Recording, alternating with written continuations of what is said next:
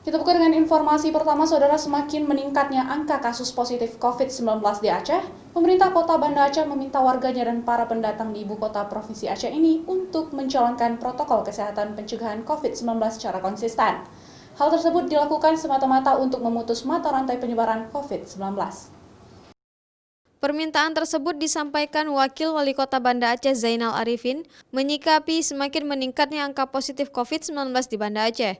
Menurutnya, COVID-19 adalah nyata adanya sehingga seluruh warga dan para pendatang yang berada di kota Banda Aceh wajib untuk menjalankan protokol kesehatan pencegahan COVID-19 secara konsisten.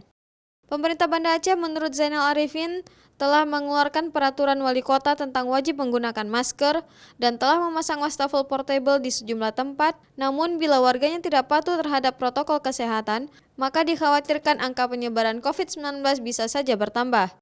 Berdasarkan data COVID-19 dari laman resmi Dinas Kesehatan Aceh, jumlah positif COVID-19 di kota Banda Aceh hingga tanggal 21 Juli pukul 15 waktu Indonesia Barat berjumlah 41 orang. Kita jangan terpengaruh dengan ada pihak-pihak yang menganggap bahwa COVID ini adalah rekayasa.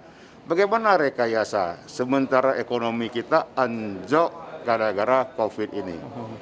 Ada dokter yang terkapar. Malah waktu Menteri Perhubungan pun pernah terkapar.